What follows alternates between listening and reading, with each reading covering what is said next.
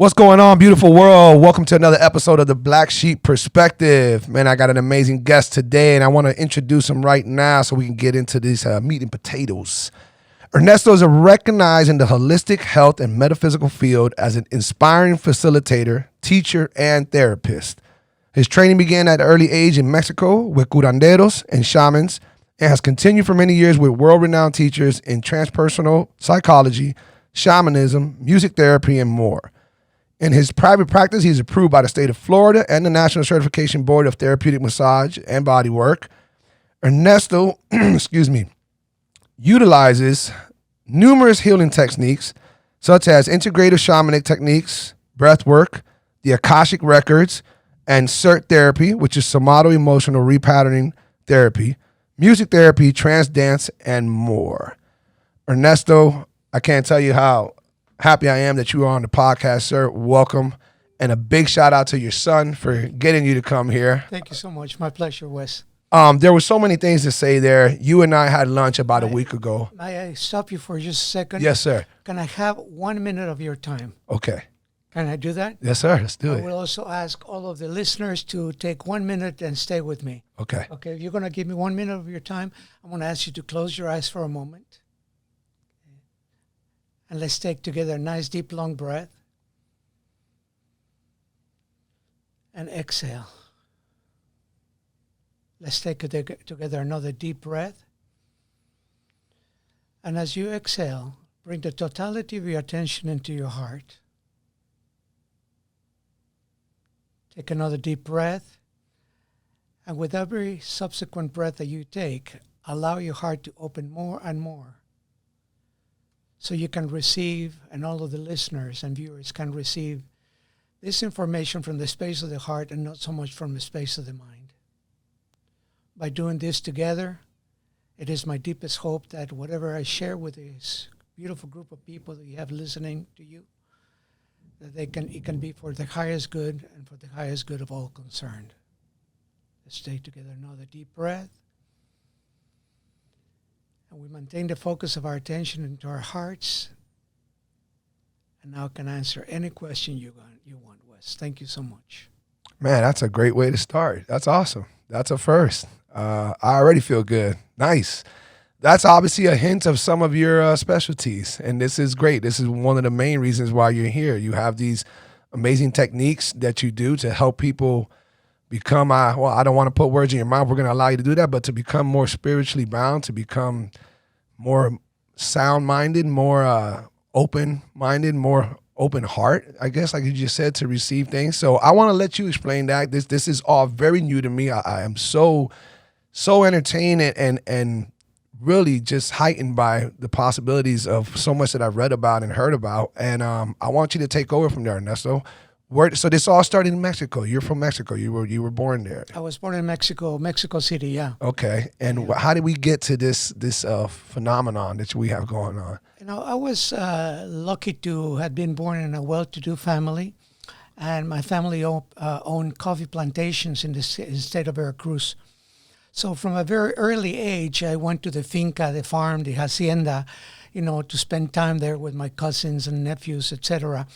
And one of the things that I first did every single time I went to the farm is kicked off my shoes immediately, and I went out to be with the workers, and I started learning how to pick coffee, and I had that interest in the way of being, their lifestyle. And little by little, they started accepting me more and more, not only because I was a son of the owners, but because I had a genuine interest in the way of being, which was so different from my own personal upbringing. And they started allowing me to go into their home, sit on the floor with a petate or a straw mat, eating rice, beans, and tortillas. And to me, it was that magical. And they introduced me to Mexican shamanism. At that age, 8, 9, 10 years old, 12 years old, I had no idea what shamanism was. But they were doing rituals with me. They were doing, as well with other people. There was 2 elders, this couple in this group of people that moved from farm to pick coffee, and they started beating me with branches and taking alcohol and spraying the alcohol on me and blowing smoke at me. And I'm going like, whoa, I don't know what this is, but I like it. What age were you right about now? I was 7, 8, 9 years old, 10 years old. And this is completely opposite from my family. My family were pseudo-Catholics, and they went to church only when it was convenient, etc. But the duality of exposure of cultures was so drastic that I truly loved. There was something about me that I really loved being with them. And when I came back home at night, late in the day, my mom used to look at me. I was dirty from head to toe because I was picking coffee and playing with the other kids and whatever, while my cousins were nicely dressed, learning how to play chess and stuff like that. And she used to say to me, who are you? And what makes you want to be out there with those people? And I didn't understand at that time that the meaning sentence, those people. And who are you? Well, I am who I am.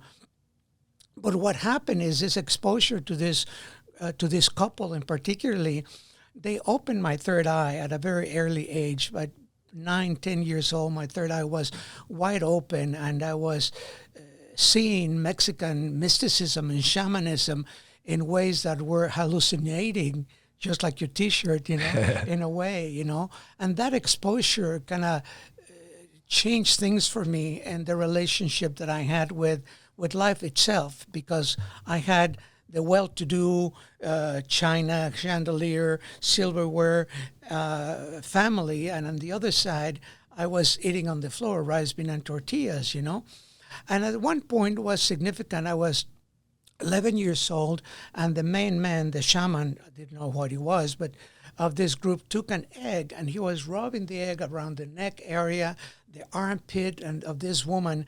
And when he finished, he cracked the egg, and what came out was black like molasses. And I was so fascinated with this that I said, whoa, I don't know what this is, but I want to learn how to do it. Right. And I think that statement, that affirmation was so strong that eventually when I was about 16 years old, I met a woman that opened the doors to the understanding of shamanism, Mexican shamanism.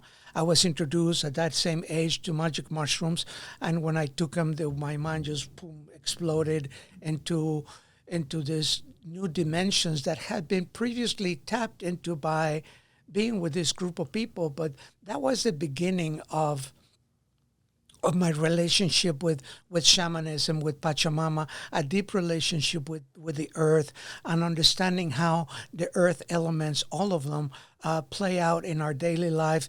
And most of us live in a concrete jungle, We have parks here and there. I spend, about 1 to 1.5 months a year in Hong Kong teaching.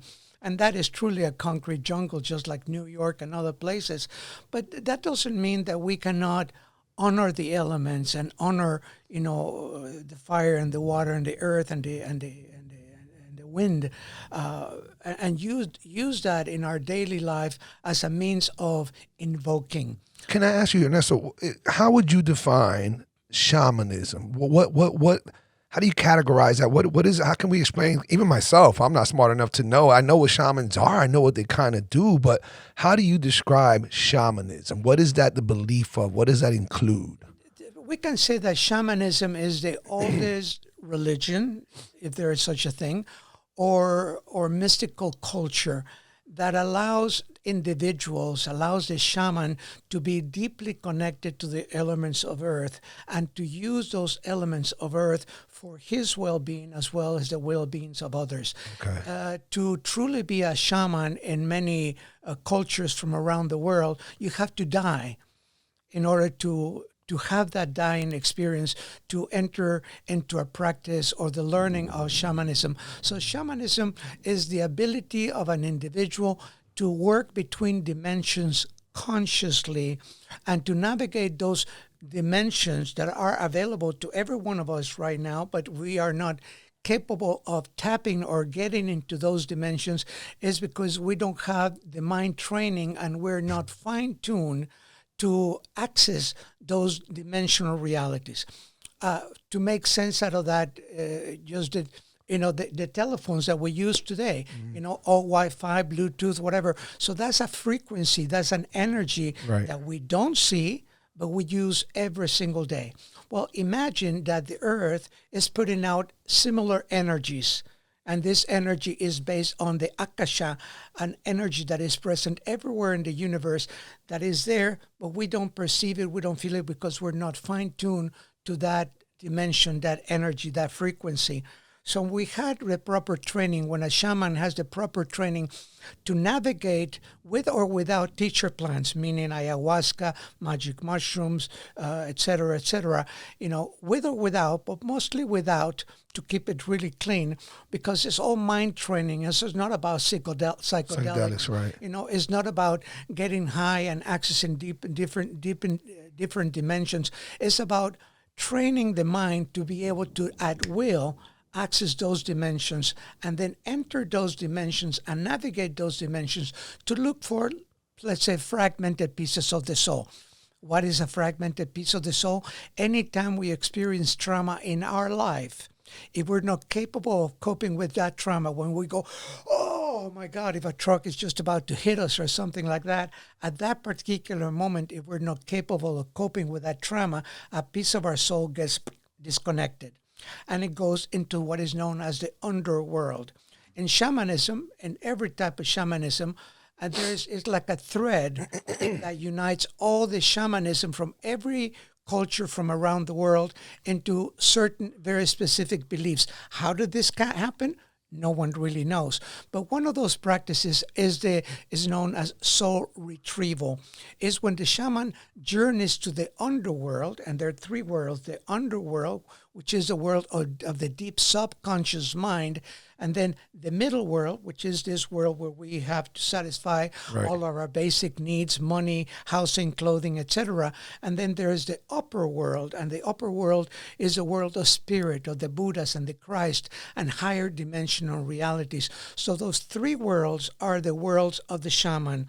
And the shaman is the individual, man or woman, that has the ability to enter those three worlds and not navigate them with ease in order to see what is needed for him or her, or in a case of a soul retrieval, journey to the underworld, find a piece of the soul that has been disconnected from this individual for so long because of this type of trauma, bring that soul piece back and put it back basically into the individual. So shamanism has many, many different aspects and many different specialties. Just like a medical doctor, you can go to medical school and get a general education, but then you have to specialize. And shamanism is the same. You learn the basic shamanism, and then the shaman specializes to either use teacher plants, use medicinal plants, the navigation of these three worlds that I mentioned, healing, the healing potential, and so many, many different things. So you said that one of the first things that really, I guess a big impact was when you first got introduced to psychedelics or magic mushrooms. I want you to elaborate on what that did for you personally. Like, what exactly, if you can go back that far into that many details, what was those first 1, 2, 3 experiences like with the hallucination, to whatever extent, and what did it do to you that helped you accept and believe more in that? And then I'll circle back to, I want to ask you, why does it seem like there always has to be, or it seems like there always is, some type of plant-based, medicinal, hallucinogenic, psychedelic, some sort, in order to help these individuals get into this realm? Not always, but we'll come back to that. What it did for me is reinforce the psychedelic experiences with los niñitos, the mushrooms, reinforce what I had already perceived and felt during the time that I spent with the workers in the farm, basically. They truly opened, unknowingly, my third eye, and I was able to see, between dimensions. And even at that age, I was very interested in how the mind operates and how is the mind and the condition of the mind that makes everything happen. Right. So I knew that I needed to have a deeper understanding of how my mind operated at that time and always, but by having the experience with the magic mushrooms under the environment, a beautiful environment surrounded by las señoras, the women that were in charge of the world of magic mushrooms, in the house, a magnificent house of an artist, a famous painter in Mexico that introduced me to the mushrooms, etc.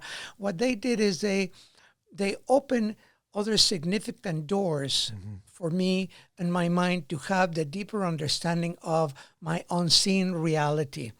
And that what is really and has been very important to me, because what we perceive, what we see is 10% of who we are. I can sit in a class with 40 or 50 people, and I said to them, you all look beautiful to me. I mean, you all look good, you all smell good, you all have a nice smile, but what I see is the trunk of a tree and the leaves. But what I'm interested in is what is below the surface, the root system, the unseen. What feeds you? What feeds me? What supports me? What are those inner elements that no one sees? Are you okay when you're by yourself, or you have to create distractions in order to be okay with you, on your own? So what is the deeper roots that sustain this tree? Are your roots shallow?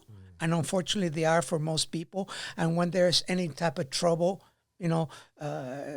emotional in most cases, the shallow roots of an individual don't anchor that individual, and boom, it goes down. So when you say shallow, you mean like they're not rooted enough? In other words, something's not grounding them enough, some type of belief, some type of, education of some sort? All of that. Okay. All of that. And in today's world, we even have far more than that. Our attention has been reduced to less than a minute with Instagram, Facebook, and all that. And we're just constantly scrolling. So we don't read as much anymore. We don't have deeper understanding of philosophy and how the mind operates. We're not deeply connected to the earth. We are not grounded. We are chasing the dollar. We are, for most people, I'm not, but most people are chasing the dollar. They're chasing the status. They want to be somebody they are not. Yeah, some type of validation. They pretend to be something that they are not. Right. And in this type of environment, there is no depth to that individual. Right. The condition of the mind is not a rich condition of the mind that makes that individual be truly grounded and rooted. They are fluffy. They are always, especially with the new generations, that, everything is like, oh, you're hurting me. You cannot say that because, I'm going to feel bad, or because of whatever excuses people may make. So individuals in today's world, in general, are not deeply grounded. And by deeply grounded, I mean if your roots are deep and solid in your beliefs, in your emotions, if you have arrived at a point of truly forgiving everything, including yourself in life, and knowing that everything that happens in life is for a reason, either is going to knock you down or is going to give you the strength and the courage to be stronger and overcome any obstacle that may come to you in life. So, individuals are not like that. They move too fast from one thing to the other without truly being grounded or rooted. So the experience of mushrooms for me back then, when I was 16 years old, 17 years old, gave me the ability to ground into the understanding and begin to explore what I consider to be one of the most important factors in our lives, which is our belief system. Because our belief system creates the condition of our mind. And the belief system on the condition of our mind creates our reality in the way that we're living it today. Right. So if you're not living the reality that you want to live, then you have to have a method, a technique, a system that will allow you to look at the condition of your mind and your belief system.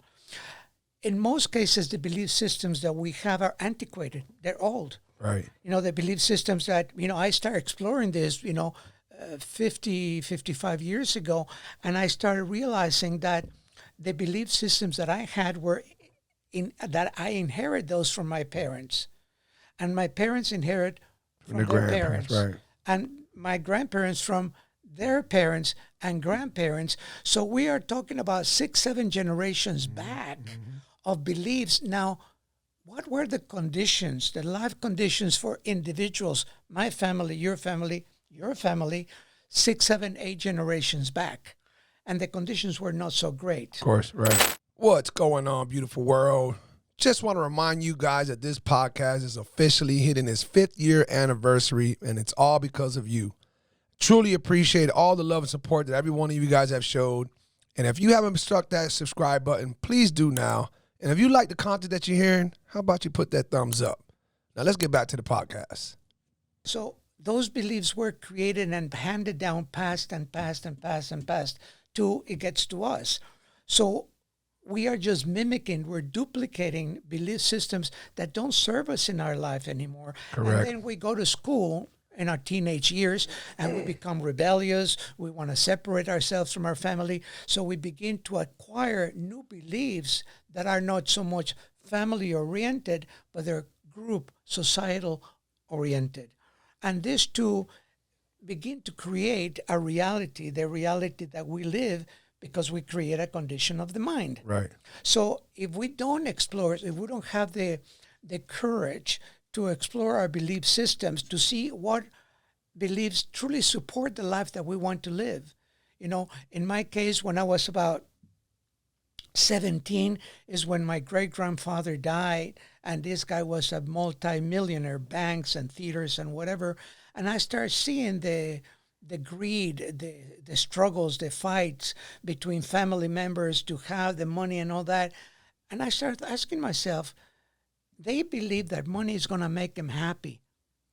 But what I'm seeing, what I'm observing, because I was awake already at that age, is what I see and I'm observing is that the beliefs that you create around money are not giving you the results. They're not giving you the happiness that you're seeking. So there's something wrong with that picture, you know. So when I was 17, I went to my mom and I said, "Mom, I'm leaving." She goes, "Where are you going?" I said, I'm divorcing you." And she looked at me. She goes, "You're what?" I said, "I'm divorcing you. You know, I'm not considering you dead, but I'm separating. You know, in the same way that my dad separated or you separated from him, created that distance. I am doing the same." And I did that because I clearly saw that the beliefs of my family did not support me. I was waking up, a young 16, 17-year-old boy that was truly with great desire to understand how the minds operate. Where do beliefs come from? What makes me feel this way? What makes me feel this way? I was a boy that had the tendency to be alone. You know, I love the loneliness and that. So same here. and that loneliness sometimes turned into sadness. But then I asked myself a question: how do I feel when I feel sad? And comparison to how do I feel when I feel happy? And what are the mind conditions, the beliefs, the circumstances around me that created this? Right. And I have a choice. I realized that I did have a choice. I have a choice to be happy or to be sad. And I started understanding the difference between loneliness and aloneness. Big difference. Yep. And how this too was creating a condition of my mind that I was identifying based on beliefs to certain feelings or emotions. When I understood that, I changed the program, which is just as simple as changing a channel. You change your belief system. That's right. If you let go of a belief system, we have to understand that no matter what it is, it's a condition of the mind. Right. And the mind is taking, the belief is taking a certain amount of space in the mind. So when we let go of certain belief, we're letting go of a certain amount of space within our mind. Now, our mind, our psyche, is not going to tolerate imbalances. So if we let go of something, we let go of anger, if we let go of pain, if we let go of greed, if we go through the process of learning how to let go of that, and we arrive at the point of letting go, if we do nothing about it, since the psyche doesn't tolerate imbalances, within 72 hours, the psyche is going to go, no, and it's going to bring that right back, and you're not going to heal, and the same condition will perpetuate it again and again. But if we learn how to do it properly, the moment we let go of something, we go, oh, okay, I'm letting go of this bundle of energy, beliefs that an emotion, negative emotion, that is taking a certain amount of space within my mind. Now that I'm letting go of this, what do I want instead of? So, and I work with the opposites. The opposites are just wonderful to understand. And the question that I ask in many of my classes, if you let go of anger, what do you replace it with? And the answer is varied. Some people say joy, some people say love, some people say peace, and everyone is correct. There's no one particular thing. So whatever it is that you perceive to be the opposite of what you're letting go of, you have to begin to cultivate. You have to create the means in your life to go out of your way to cultivate that particular emotion. And in this way, you start creating new bundles of neurons in the brain that will accommodate a new belief, the new feeling, the new emotion that you want to bring to your mind instead of continue cultivating the old one that you're just letting go of. And then slowly that would transpire or help manifest how your life becomes or turns into. Absolutely. Absolutely. You change your belief systems and you immediately start changing the condition of your mind. And it's inevitable that when you change these two, that your life will change. When did you realize you wanted to start teaching that? You had to reach a certain level of knowledge after a certain amount of experiences. I mean, you said that you pretty much walked away from your mom, and I guess that influenced that tutelage. You went on some type of journey. And when was it? What was that part of the journey that eventually you thought, man, I would love to spread this word as well? I never thought that. No. I that never really crossed my mind. To me, it was like an organic evolution of my personal path. Okay. At some point in my early 30s, I opened a crystal business, with a partner. And and it was with lead crystal, Swarovski Austrian crystal, but that evolved within a couple of years to my discovery of quartz crystal. And I started connecting and studying in California, in Southern California, in LA, with individuals that were crystallographers, and the crystal world was not only being born, but was just really flourishing. Okay. And I found that by bringing crystals into my businesses, and at some point with my partner, we had 137 locations nationwide. That was pretty good business. Right. But it was very easy for me to educate my employees in the use of crystals so they could talk with customers about it. And it was very easy for me to also talk with customers and educate them to the use of crystals. So that was really an organic thing. I never thought about, I want to become a teacher. I want to share this because it can be for someone's good. Or of course, I'm not going to share something that is going to be, it's going to create harm for anyone. But that was just something that happened. And then at some point, I moved to Miami. I reopened my businesses. And then Hurricane Andrew came along and just wiped me out. But before the hurricane, I was guided, my business was doing really very well. So what do I want to do next? And I love to touch and be touched. So I went to massage school, school that closed already here in Miami years ago, educating hands. And then I started observing how they were teaching business to the massage therapist. And I said, well, no, that doesn't feel right, because I have business experience. I went to the owner of the school and I said, hey, Iris, I want to teach this class myself because you're not doing justice to this group of people that want to get out of being a restaurant worker, an employee at a factory or whatever. They want to start their own practice. But if they don't have the right method, they're not going to do it. And that was, in fact, maybe 10 to 15% of a class of 30 people succeeded back in those days. I don't know now. So I started teaching at the school. I started teaching business, and then that moved to teach common encounter conditions, and then I started teaching something else. But for me, everything that I have taught, including different types of body work, have always had a spiritual component. What really makes you tick? A little while ago, you said, to show people to be more spiritual, that is not my goal.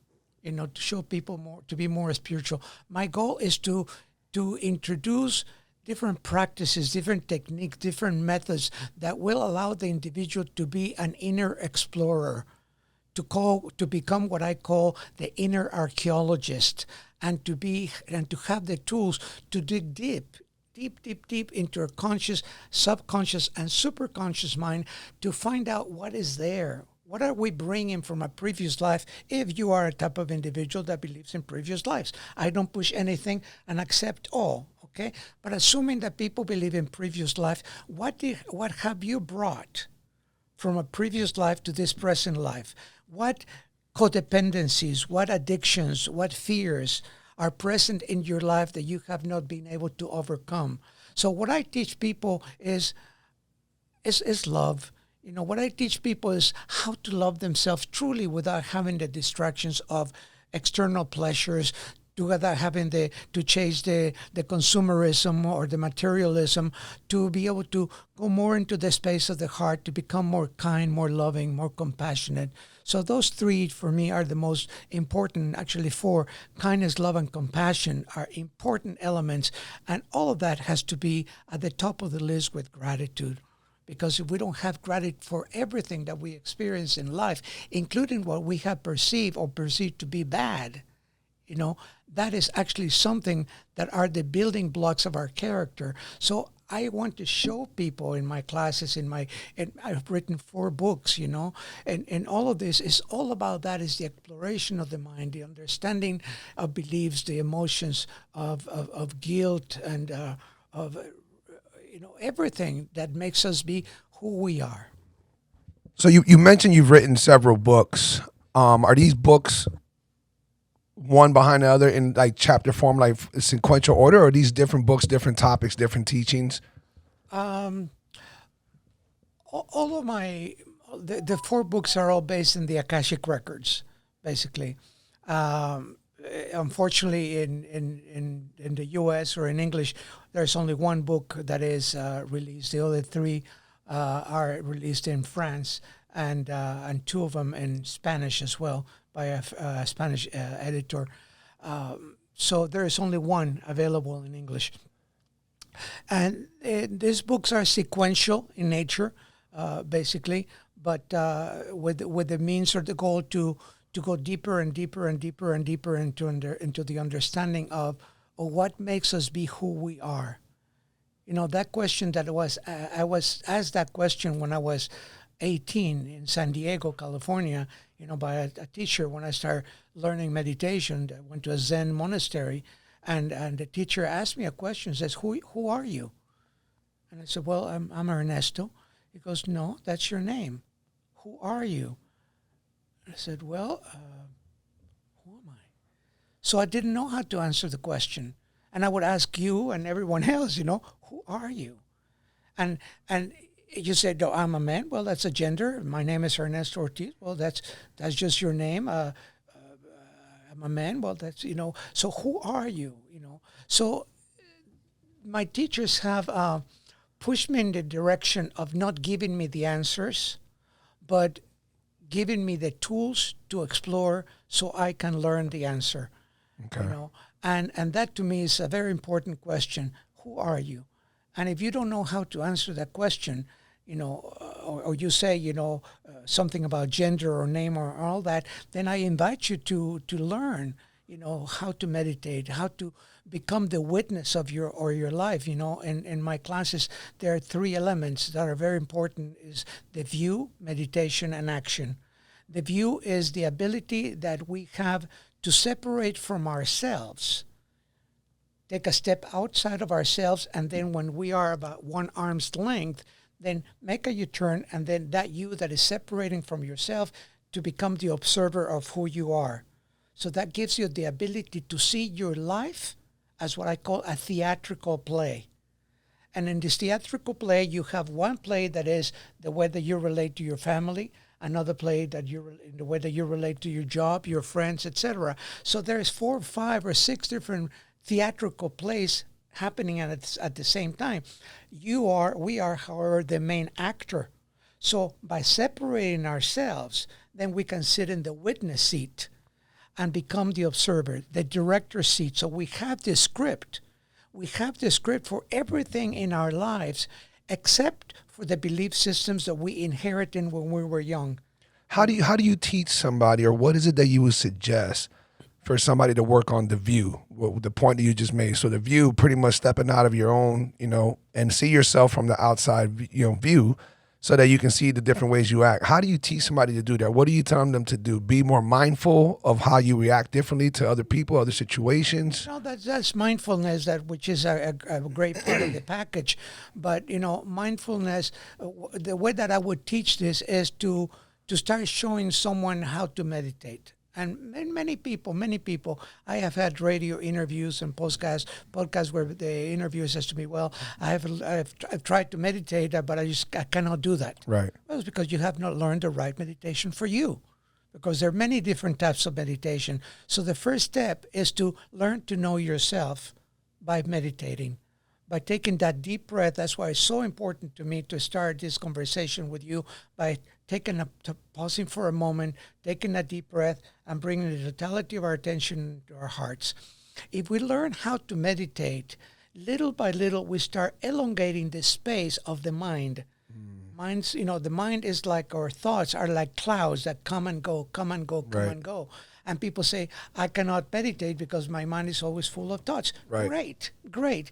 The Buddha, in fact, taught 6 different types of meditation. And the number one and the most important is known as analytical or contemplative meditation. What does that mean? That means that you're going to sit down for a certain amount of time every single day without failure.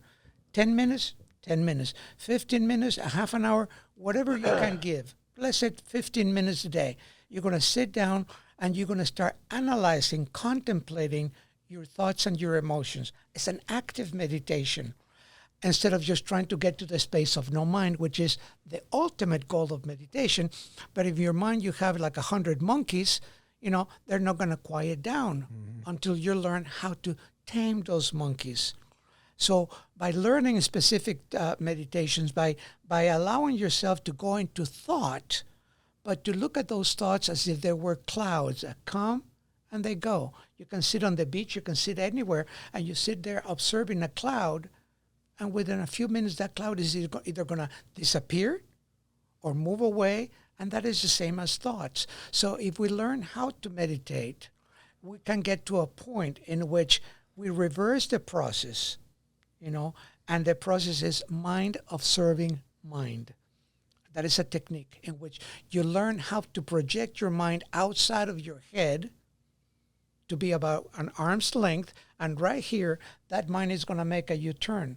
And then that mind is now observing this mind, the view, the witness. It's the same thing, okay? So what that is going to do is going to give you the ability to arrive at a point in your observation of yourself as to the way that you're acting, interacting, and behaving in every one of those theatrical plays that I mentioned. Right. Now, is your life a drama with your family? Which a lot of people say it is. Yeah, right. Okay? Why is it a drama? Because you are a part, you're the director of that drama. The moment you take the script and you change it and you tell others, now you have to change the script, and maybe you have to go to the point of telling your parents, I'm firing you, I'm divorcing you, to create the space that I need to cultivate the condition of the mind, the beliefs, the emotions that I want to have in my life. And that can only be done in the space of the mind. Through your journeys, you've been influenced and taught many things from different countries.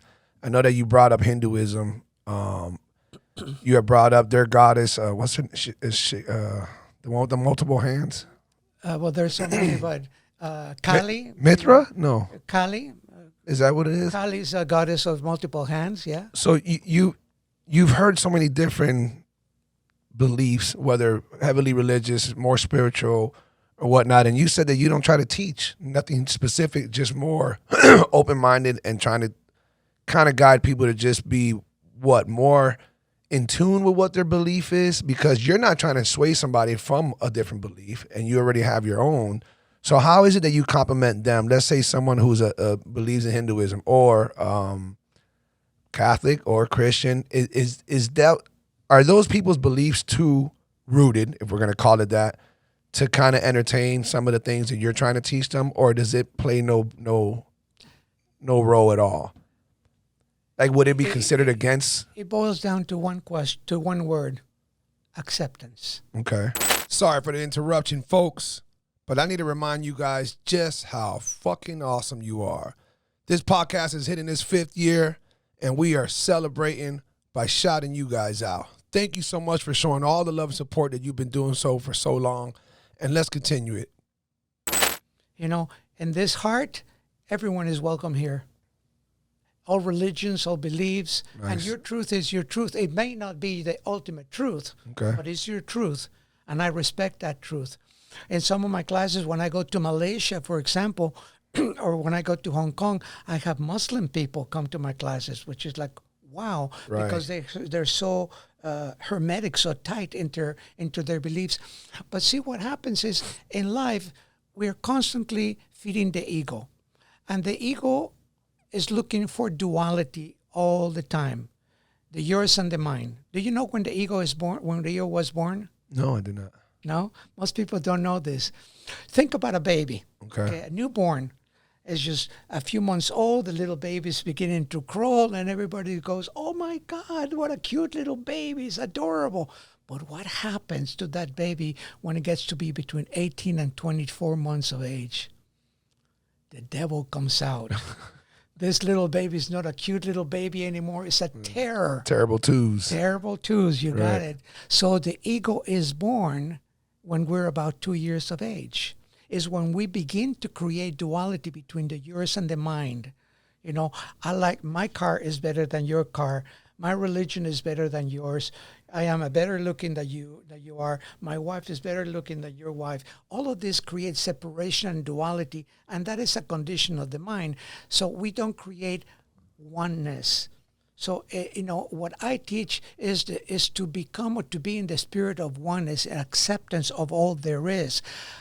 So regardless as to what is your religious culture or belief, what I would like is for people to honor, to truly honor their own religion, to extract the most beautiful part about every single religion. And if we dissect every religion, we're going to end up with the same thing: love. You know? So why do we people are so angry in this world? It's like an epidemic. You know, I wish I had the means to wave a magic wand and eliminate anger from people's lives. If we were able to eliminate anger from people's lives, the world would change completely. Because if we are free from anger, what does it mean? Well, that just simply means that we can be more kind, more compassionate, more tolerant with others, and we're not, because we are in a split duality between the yours and the mine. So in my classes, I respect every single religion. You know, I teach, you know, a philosophy that is non-religion, is a system, is a belief, you know, that if you incorporate it, it will change your life. And I'm not saying that because it's me. And I always tell my students, forget about the teacher. I don't want to be acknowledged. That's the last thing that I want. But hold on to the teaching. Excellent. If you can take the teaching and process that teaching and put it into practice in your life. I've been teaching for more than 40 years, Wes, a long time. And I have seen some miraculous, you know, changes in people's lives. You know, someone that was my main translator in France, you know, this lady Tina, when I first met her, she was stuck in this job, being a corporate secretary, 3 children, not real child support from my father, family problems, all kinds of things like that, truly trapped. I am sure that there's many people that feel the same way right now. Of course. Yeah. And by applying the teachings, Tina is the most beautiful person right now that I know in my life. Well, I've known so many beautiful people, but she is free. She's teaching this material all over the world. She's going to Tunisia. She's teaching in France, in Canada, all over the world, And that to me is what brings me great joy, that someone has been able to transform their life by applying the teachings. And if we apply the teachings, if we see the value, and that is a key word, what is the value of what I am offering you? This is not a quick fix. Right. This is something that you have. That's why I call it the inner archaeology. You have to do the work. If someone tells you that they're going to, that for $500 or whatever, they're going to clean up your karma. No, absolutely no way. You created it. You created the negative karma. You create the positive karma. But no one can clean your karma. You have to do it yourself. If you have the method, the technique, to have the understanding as to how to do it, and you apply yourself, then you'll be able to do it. And what is going to happen is the results. I shared with you when we first met to have a cup of tea the other day, that in my classes I have a system or a thing that I call the 3Ds equal R. Right. Okay, and the 3Ds equal R, you can apply to anything in your life, anything, no religion, anything. Discipline, dedication, and devotion will give you results. Discipline, to sit every day for 10, 15, 20 minutes, whatever it is, to do meditation. No matter what. You don't allow the internet, the podcast, the Facebook, Instagram, nothing to get in your way of sitting for 15 minutes a day. Discipline. Dedication to this practice of your choice. In my case, I practice some aspects of Buddhism as well as the Akashic Records, so that is my practice. So my discipline is however much time I give a day to my meditation. My dedication is to my practice, your spiritual practice of your choice. And then devotion is faith. Faith in yourself. Not facing a guy that is hanging like this in a cross. Although I love Jesus, don't get me wrong, but it's a picture of him where he's emanating rays of rainbow color light from his heart. That should be in every church instead of him hanging in the cross. But that is besides the point. That's a good point. Good point, yeah. Yeah. So devotion is the faith that you have in yourself that you're going to be able to accomplish everything that you want to accomplish. And if you have guides, if you have masters, if you have gurus, then follow the example of those masters, whether it be Jesus or Buddha or Muhammad or whomever you want. Discipline, dedication, devotion, and if you apply those three every day in your life, you're going to end up with results. And let me ask you this. You mentioned the Akashic Records. I did my research. We had our conversation, like you mentioned, when we had tea, coffee. Can you give a brief description of what Akashic Records is or means so that people out there can understand what that is? Because I want that to help take us into further, deeper beliefs of what you believe when we physically die. I would like to get that. But first, Akashic Records. What is that for the people out there listening? Okay. I can give a brief description, but if people really want to understand what the Akashic Records are, I think my book number 1 will be a great thing. Now, in order to understand what the Akashic Records are, we need to understand what Akasha is first. Now, there's an individual, his name is Professor Ervin Laszlo. He has written about 40 different books, and many of them with the theme of the Akashic Records, or Akasha, as this, and he views it from the scientific point of view. Okay? In 2014, there was a symposium in Milan, Italy, with him, in which he invited quantum physicists and psychiatrists and other individuals like that, shaman, and they finally said that they have the scientific proof that there is a substance that exists everywhere in the universe, and this substance is thick and it moves very slow from past to present and to the future, and they call that substance the Akashic fields.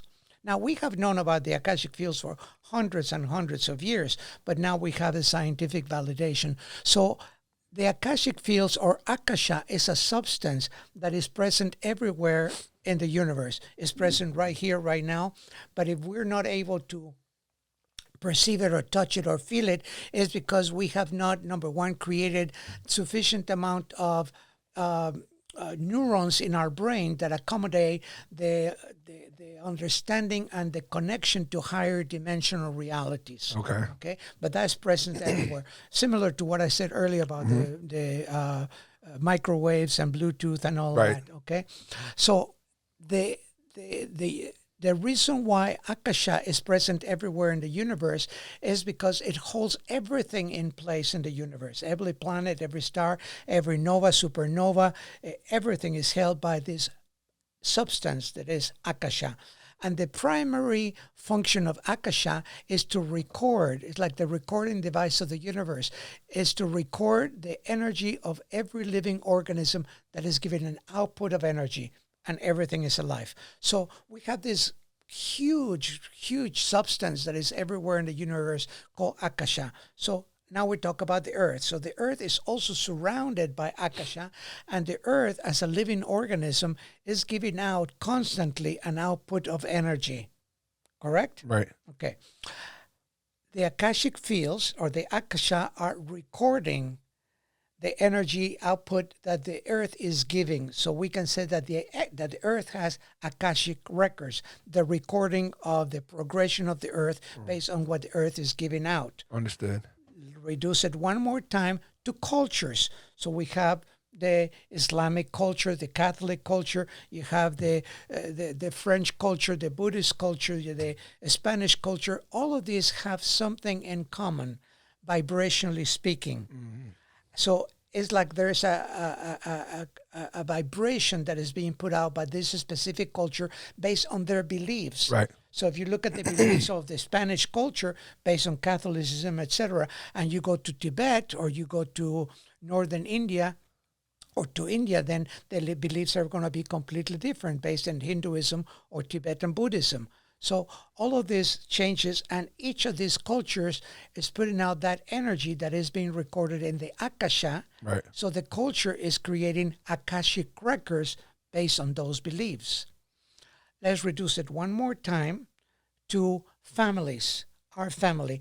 So the dynamics between our families, grandparents, great-grandparents, etc., brothers, sisters, and all of that, the dynamics of that family are creating records of that family progression from a past life to this life to a future life. And those records are now a part of the Akashic records of that family. And we'll reduce it one more time to what to me is one of is the most important, is ourselves. Individuals, right. So we're constantly putting out an energy. Even when we're sleeping, we're dreaming or not, but we're putting out an energy. The Akasha is recording that energy. So we have Akashic records. So what the Akashic records are the progression of our soul's evolution from the moment of the soul's inception into the present moment. In our records, we can find past, present, and future possibilities based on present events, the condition of our mind, etc. So what the Akashic records help us to do is to enter deep into our subconscious mind, and from the depth of our subconscious mind, explore the way that we are, the way that we behave, the way that we feel, the way we react, the way that we don't react, our addictions, codependencies. Maybe many people that are listening to this program, it happened to me before, that we have 3 or 4 or 5 relationships, and at some point we stop and we go, wait a minute. The women that I have been dating are just like my mother was. Mm-hmm. Or a guy or a woman that says, wait a minute, the guy that I've been dating is behaving exactly like dad. Right. Why do we do that? Why do we have those repeater patterns? It's like a program that is running again and again, like a loophole in our brain that is creating this type of relationship. So the Akashic Records gives us the ability to explore the depths of our consciousness and to be able to heal with the right guidance, the direction that we need to take in our lives. So there is really, and in terms of forgiveness, for example, is the best method that I have found. I've been following a spiritual life all of my life. And I have gone to dozens of different seminars and places where I have learned about this or that and this other thing, whatever. And at the end of the day, if I was If God said to me, you're on this airplane and you're going to go crash on that island over there, you have to leave all of your belongings, meaning all of your beliefs, except for one, what would that be? And that would be, for me, my belief in the Akashic Records, because they have given me the ability to get out of the dark night of the soul and to create the life of my dreams. What do I mean by that? After Hurricane Andrew, I lost everything, absolutely everything. I had 3 retail stores that were completely demolished. My house was completely destroyed. Right before that, about a month before the hurricane, I was burglarized. I had about $70,000 in jewelry and about equal amount in my safe. They broke into my safe. They took it. Right before that, my mother had died. So I found myself living in my car. No place to live, no place to go. Wow. For about 2 weeks, experiencing the dark night of the soul. Nothing, no money, nothing, zero, okay? The guiding light that pulled me out, or that without, for one fraction of a second, to feel a victim. I don't have that victim mentality, the poor me. No, what am I learning from this? How do I take this as an opportunity to be a better person? So that period of my life, those 2 weeks living in my car, with the guidance that I was receiving from the Akashic Records, have been one of the most rich and beautiful experiences in my life. Because for the first time in my life, I was able to relate to what it means not to have. Because my entire life, even when I left my home and I started creating my own money and all that, I have never in my life lacked anything. I've always put my hand in my pocket, take $100 to do whatever, always, never a problem. But this time I found myself with nothing, and that made me very humble. That made me start looking at the way that I was living my life and what I had already created. And now that I am in this hole, dark night of the soul, how do I get out? And the guiding light was the guiding light that I was receiving from the guidance of the Akashic Records as to how to get out of that. And I got out of it within months after that. And I started teaching, as I continue to do. And I'm very fortunate. I teach all over the world. I love to travel. I love to photograph. Go to my Instagram to see some of my photographs if you like. I love cultures. I love people. I love to respect the beliefs of any other one, regardless as to whether that belief is something that I believe on or not. So Dr. Emoto basically did the similar study, when we're talking about just words, words that come out of your mouth when you speak, and how those words we can start. Keep going. Keep talking. Little symbols inside of the words, basically. Okay. And those symbols are going to be either distorted or like a beautiful snowflake. So when we curse, those words that come out of our mouth will travel, like the air that comes out of your mouth, will travel and collect into the Antakarana. And when those words collect there, they're going to find the similar affinity to the same word with the intention that was originally given. So it's the same as... I see what you're saying. I get it. Okay. See you understand this? I do.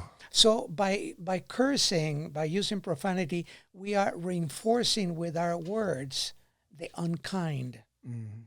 When you say F this and F that, even if you say it, not you, but anyone, as a joke, okay, the meaning, the overall meaning of the word comes from a root essence.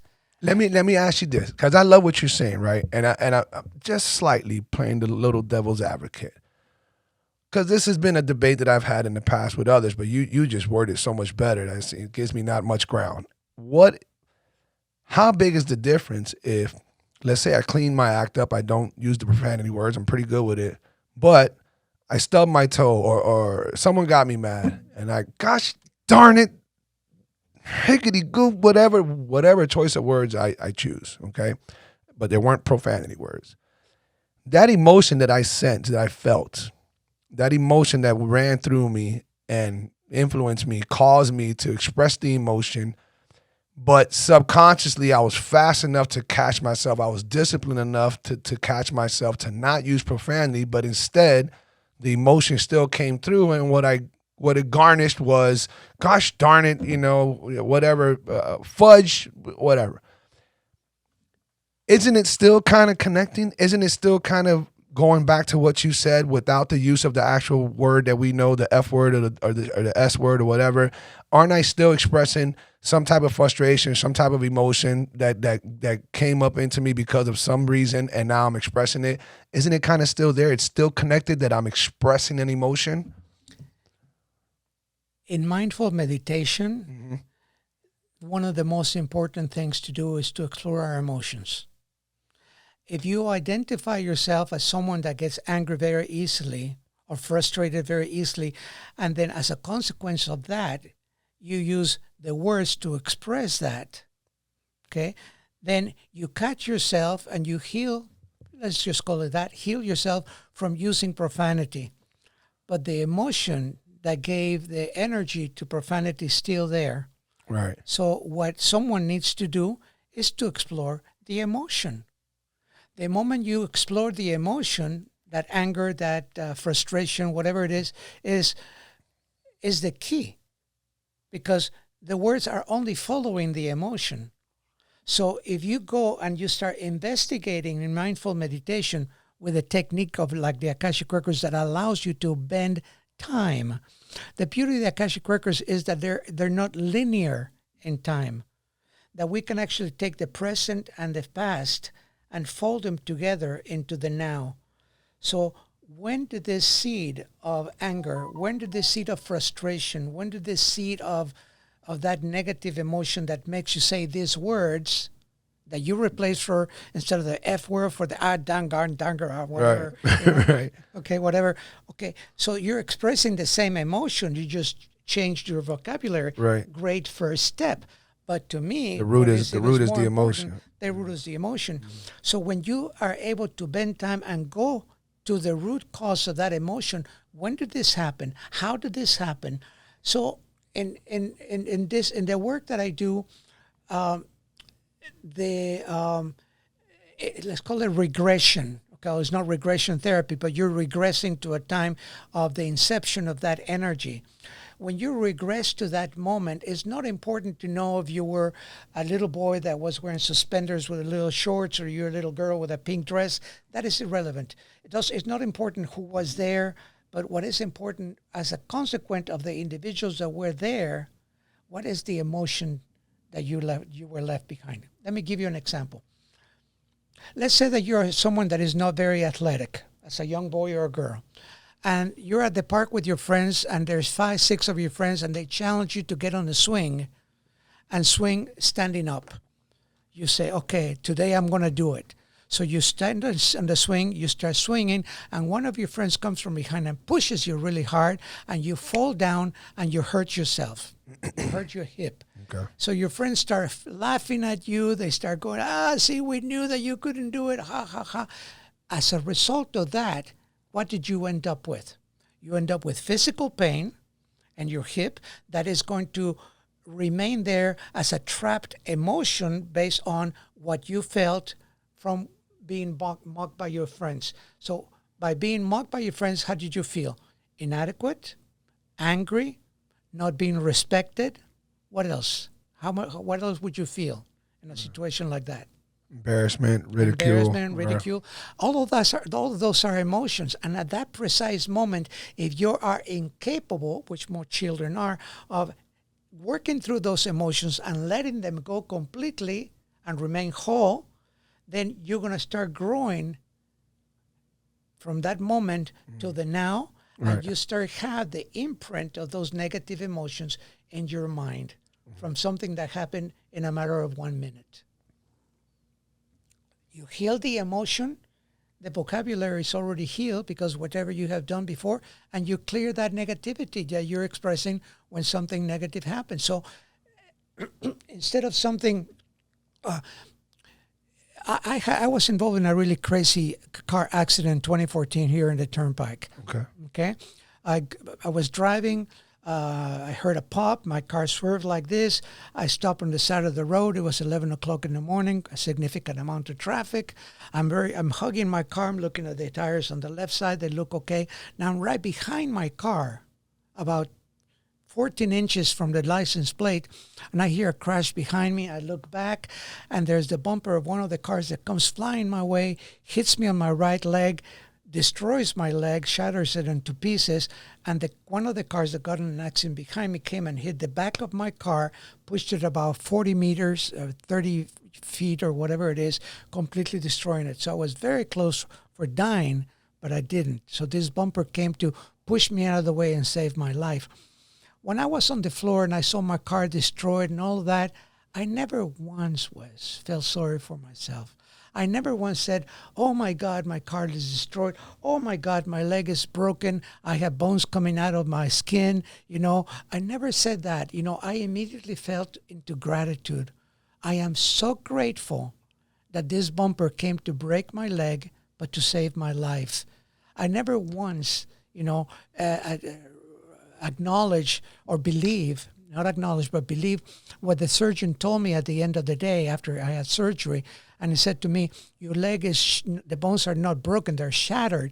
And it's going to take between 11 and 13 months to heal. And I said, no, it will take 4, maybe 5 months. And he said to me, no, I've been a surgeon for 21 years. Your leg is going to heal between 11 and 13 months. I said, well, that is your belief, but not mine.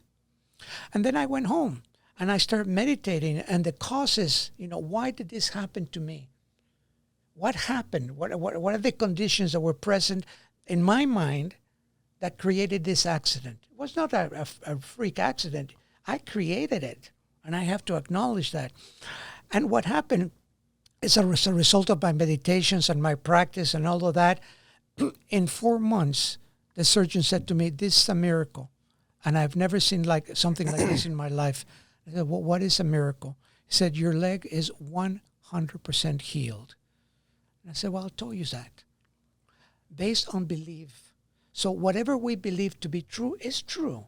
And whatever you believe there is the potential for something to be in the future, as long as we put the 3D sequels art, we will accomplish that. So in terms of emotions, we have to investigate. I tell my students, make a list of the emotions, the negative emotions that you experience in a week. Carry it with you, your phone, and just have a little note that says emotions. Well, today I feel frustrated, write frustration. Today I feel disappointment, write disappointment. Anger, write it down. Today I was greedy or whatever. Just write it down and then come back to that list and take one of these at a time and dedicate sufficient amount of time to explore those negative emotions. Give yourself the time, give yourself permission, which a lot of people don't, to be the investigator, to be the archaeologist that goes and starts digging deeper and deeper and deeper if you have an interest of becoming better. What are the footprints that you want to leave behind when you leave this world? Do you want to leave this world better than you found it? Right. Or do you want to deplete it with more and more consumerism? You want to leave behind, do exercises of death and dying, write your obituary. What's up, folks? Sorry to interrupt this podcast, but I had to take my time to remind you guys just how awesome you are. Thank you for continuously to show so much support throughout these 5 years of us doing what we do. Truly appreciate it. And if you do too, please don't forget to subscribe. And if you like the content, hit that thumbs up. Matter of fact, if you want to show a little bit of extra love, how about you send this link to a friend? Truly appreciate all the support. Now let's get back to the show. Can I ask you something? Let me see if I can put you in a position where I want you to think. How would someone else explain this or answer this? So, going back to the story of the car accident, the bumper hitting you and doing what it did. Okay, you were grateful. You took it as the bumper per se saved your life. Technically it did because of what it caused, the reaction that it caused. Like a metallic angel. Okay, so to push me out of the way. On that note, I know you're saying it in reference form, but how do you explain, whichever way you'd like to, how do you explain what consciously, what instead of just saying sheer coincidence because of the speed of the car and where you were at and the location and the bumper, and then you just got lucky because there's 10,000 other situations like such where they got beheaded or they got crashed or they got whatever it might have been.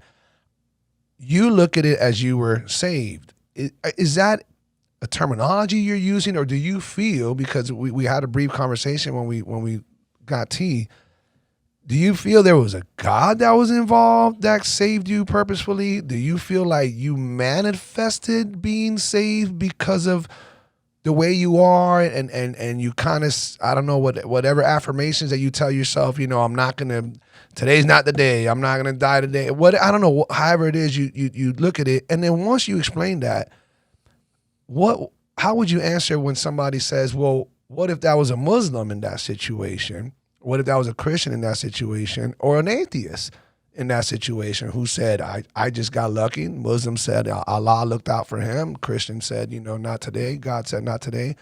Where do you fall in that category, and especially when comparing it to somebody else's belief? And I know you don't compare beliefs. I know you're all about what does it for you, and I love that about you.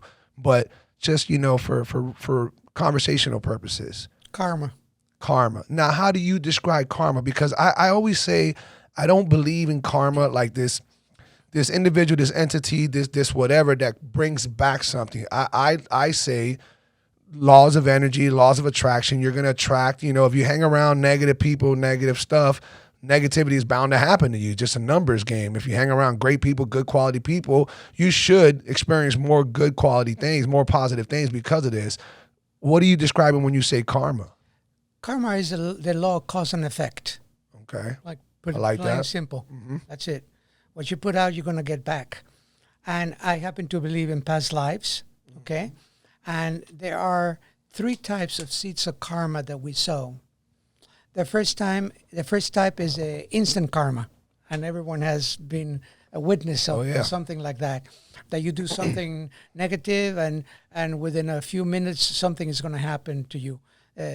Instant karma with a friend of mine and his wife in France a few months ago, and he's driving, and another car crossed his way, and he got very angry and started pushing his hand out in the air. Oh, la la la la! And I didn't say anything. I said, "But be careful because of instant karma." And he looked at me and goes, "Oh, Ernesto," And I left it like that. Within 15 minutes, he was turning a corner and he hit another car. Pretty much instant karma. So the negativity that you put out is going to come back at you almost instantly. Okay, that's the first type of seed of karma. The second type of seed of karma is the one that you plant early in this life or at some point in this life, and it's going to sprout some years later. This can happen maybe 5 years later, 10 years later, 20 years later, but eventually when the conditions and circumstances come just right, that seed of karma will sprout. Okay, maybe you were a bully when you were young, in school when you were 14, 15 years old, and you bullied this guy that was skinny and meek like that, and then something happened to you in your 30s and you didn't continue working out because of different reasons, then you're the one that became a little anemic, a little weak, etc. While that guy that you used to beat up said back then, "Oh, I'm going to get strong because this will never happen to me again in my life." So he's the one that started working out, learning some boxing or whatever it is, and then 15 or 20 years later, you come together, he's going to look at you and go, "Oh, I remember you. You're the guy that beat me up back then." Boom. Right. Karma. You're paying the karma at that moment. And the third type of seed of karma is the one that you plant in this life and will sprout in your next life. So elaborate on that. So you do believe in multiple lives to an extent. Sure. So how does that work in your belief? Like, what is it? So what happens to us once we physically die? What happens to our energy, our souls, our mindfulness? All depends memories. All depends on the degree of negativities that we bring with us. The Christians call it purgatory. Right. Right. And other beliefs is the astral plane. Basically, it's like the purgatory is like a middle hell, ground. like hell. Okay. It's above the middle ground. Okay. So what happens is that there's a progression of our what dies is the physical body, and our soul we can call as consciousness. So consciousness and soul we're gonna is for me are the same. Okay. Okay, so our consciousness is going to have to evolve, or is going to move through the different layers of energy between here and the afterlife. It takes a full 3 days for all of the essences of our body, all the airs and the waters of our body, to completely be eliminated out of our body. That means that all of our essence is now completely out of our body. Our soul or our consciousness is now free to go.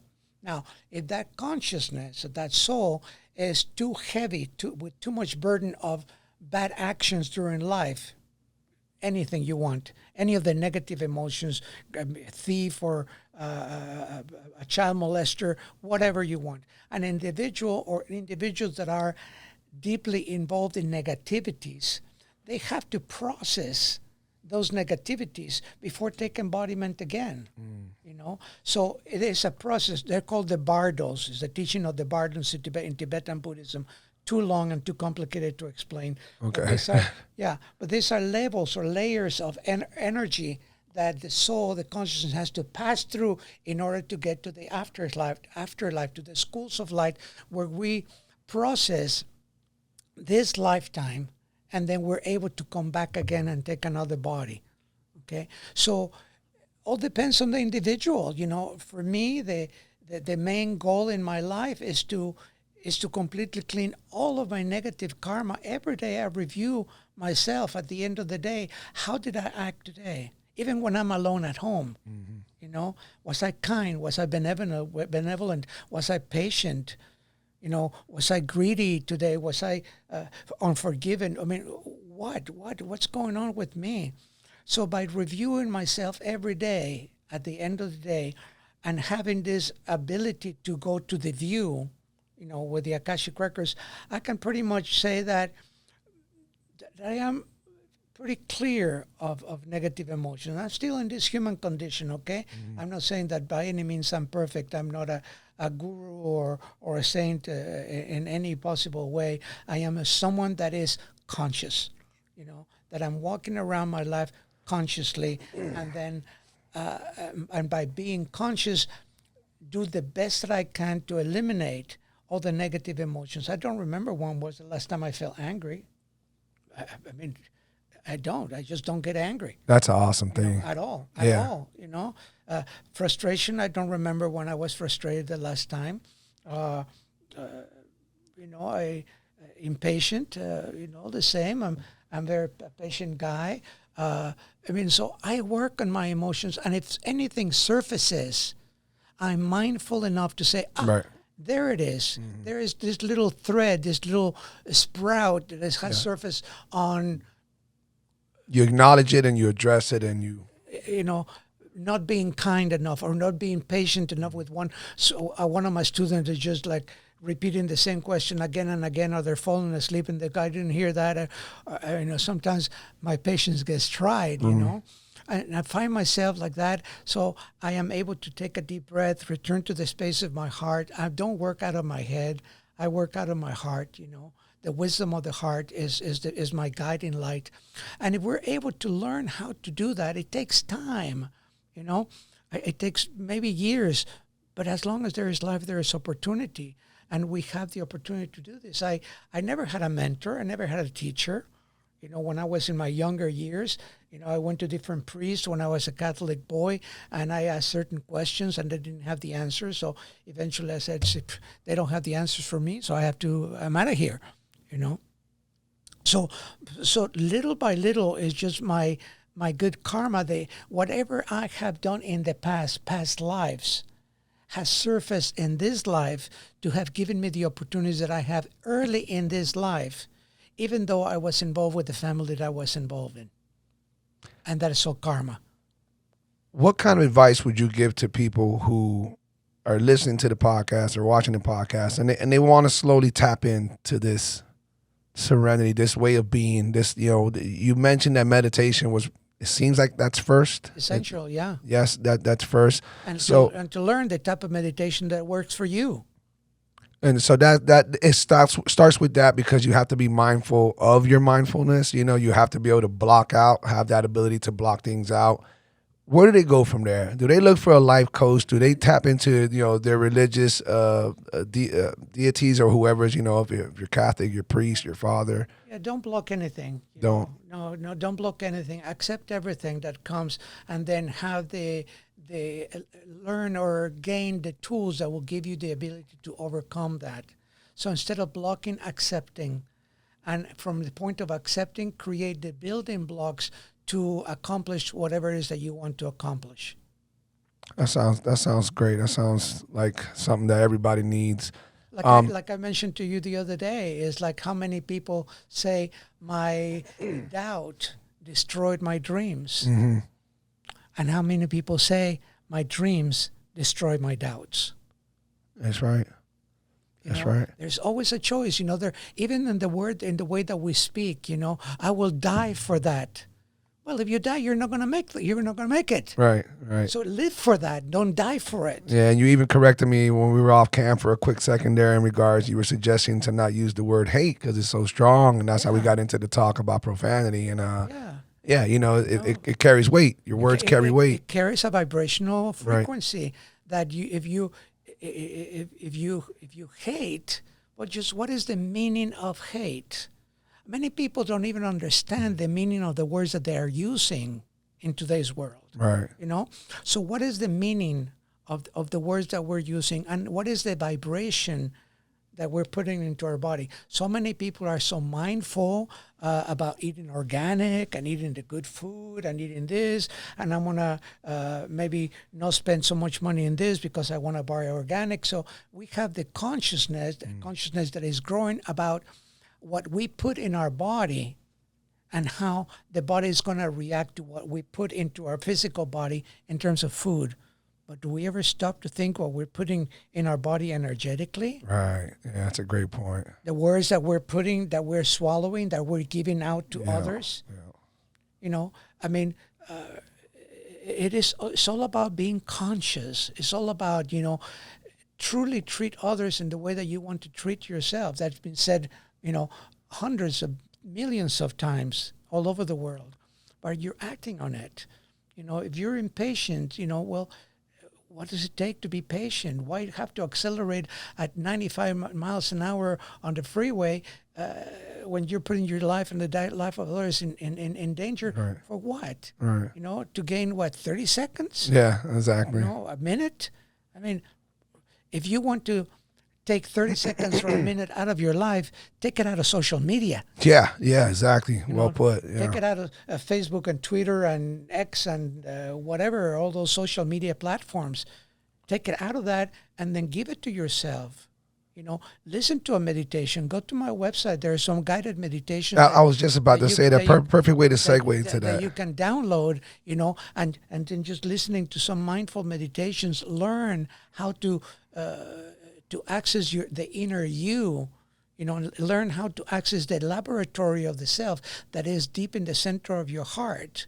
And from the space of your heart, start building, creating what you want. What do you want in life? And let's not talk about what I want is a Rolex watch and a Mercedes-Benz or whatever. No, what do you want? The inner part of you. What do you want? Think of yourself 5 years from now and view yourself like that. You want to be more kind, more patient, more considerate, more tolerant? Do you want to continue cultivating anger and dissatisfaction and frustration? Whatever you cultivate, whatever you feed to yourself, in terms of energetics, is the same as if what you feed to your body physically.